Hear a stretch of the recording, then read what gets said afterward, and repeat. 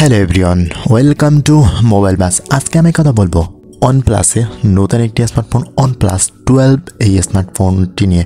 OnePlus 11 পরে এবার আসতে যাচ্ছে OnePlus 12 এই স্মার্টফোনটি নিয়ে। এই স্মার্টফোনটি বেশ ভালো কিছু অফার করেছে। এই স্মার্টফোনটি স্ন্যাপড্রাগন 8 জেনের চিপসেট এবং এই স্মার্টফোনটিতে অ্যামোলেড এলটিপিও ডিসপ্লের সাথে বেশ বেটার কিছু অফার করেছে। তো ভিডিওটি শুরু করা যাক। প্রথমে যদি এই স্মার্টফোনটির ডিজাইন এবং বিল্ড কোয়ালিটি নিয়ে কথা বলি, ফোনটি দেখতে বেশ OnePlus 11 এর মতনই, বাট ক্যামেরা কাটআউটে একটু ডিফারেন্ট কিছু থাকছে।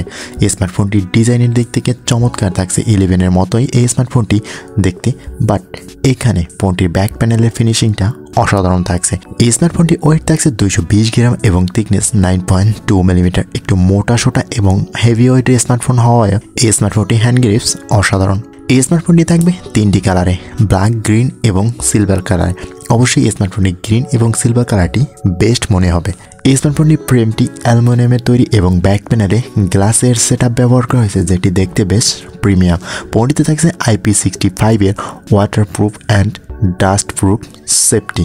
ওভারঅল ফোনটির এই দিকটাতে বেটার থাকছে স্মার্টফোনটি। এরপরে এসে স্মার্টফোনটির ডিসপ্লে সেকশনে। ফোনটিতে অফার করা হয়েছে 6.82 ইঞ্চের একটি এলটিপিও অ্যামোলেড 120 রিফ্রেশ রেটের ডট নচ ডিসপ্লে, যেখানে 1 billion colours, dual vision, HDR 10+600 nit brightness এবং 1600 নিট HBM এবং 4500 নিট পিক ব্রাইটনেস থাকছে। 1440x3168 পিক্সেল রেজুলেশনের ডিসপ্লে, 510 PPI ডেন্সিটি এবং কর্নিং গরিলা গ্লাস ভিক্টাস 2 এর সাপোর্টেড থাকছে অলওয়েজ অন ডিসপ্লে অপশন। তো ওভারঅল ফোনটির ডিসপ্লেটা যথেষ্ট বেটার এবং বেটার পারফরমেন্স পাবেন ফোনটির ডিসপ্লে সেকশনে। তবে 120 হার্টজের বদলি হিসেবে 144 হার্টজ দিলে বেটারই হতো।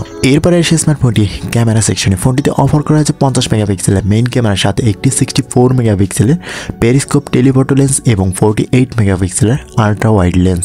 ফোনটির ব্যাক ক্যামেরা দিয়ে ভিডিও রেকর্ড করা যাবে 8K/240 FPS রেজুলেশনে এবং ফ্রন্ট ফেসিংয়ে থাকছে 32 মেগাপিক্সেলের সেলফি শুটার। এখানে 4K 30 FPS এ ভিডিও রেকর্ড করা যাবে এবং থাকছে EIS এর সাপোর্ট।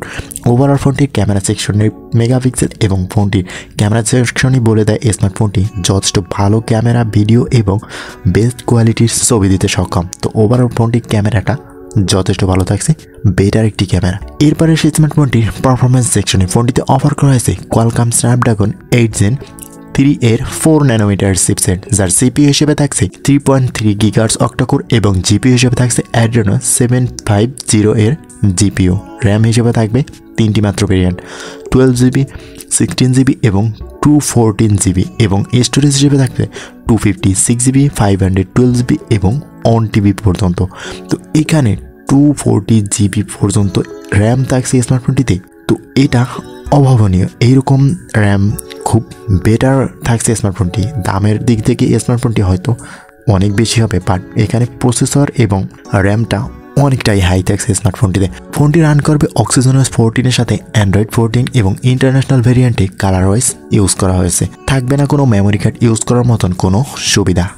আর ফোনটিতে থাকছে 5400 mAh এর ব্যাটারি এবং 100 ওয়াটের ফাস্ট চার্জার, যেটি 26 মিনিটের মধ্যে ফোনটিকে ফুল চার্জ করতে সক্ষম এবং 50 ওয়াটের ওয়্যারলেস চার্জার এবং 10 ওয়াটের রিভার্স ওয়্যারলেস চার্জিংয়ের সুবিধা থাকছে। তো ওভারঅল এখানে ব্যাটারি সেকশনটাও বেশ ম্যাজিক্যালি কিছু দেখানো হয়েছে 100 ওয়াটের চার্জারের সাথে এবং 50 ওয়াটের ওয়্যারলেস চার্জার এবং 10 ওয়াটের রিভার্স ওয়্যারলেস চার্জার, যেটি বেশ বেটার এবং 5400 mAh এর ব্যাটারি লং লাস্টিং এবং খুব দ্রুত চার্জ করে এবং বেটার পারফরমেন্স পাওয়ার মতন সুবিধা থাকছে স্মার্টফোনটির পাওয়ার সেকশনে। এছাড়াও স্মার্টফোনটির কানেক্টিভিটি সিস্টেমে থাকছে লাউড স্পিকার, স্টেরিও স্পিকারের সাউন্ড, 3.5 মিলিমিটার হেডফোন জ্যাক পাওয়া যাবে স্মার্টফোনটিতে, under display fingerprint sensor, Bluetooth 5.4, GPS, USB Type-C পোর্ট, ডুয়াল ব্যান্ড ওয়াইফাই এবং NFC সুবিধা। তো এই স্মার্টফোনটি যদি 1 লাখের আশেপাশে লঞ্চ হয় তাহলে কেমন হবে অবশ্যই কমেন্ট করে জানাবেন। আজকের ভিডিওটি এই পর্যন্তই, কথা হবে নেক্সট কোনো ভিডিওতে। ততক্ষণ পর্যন্ত ভালো থাকবেন, সুস্থ থাকবেন, আল্লাহ হাফেজ।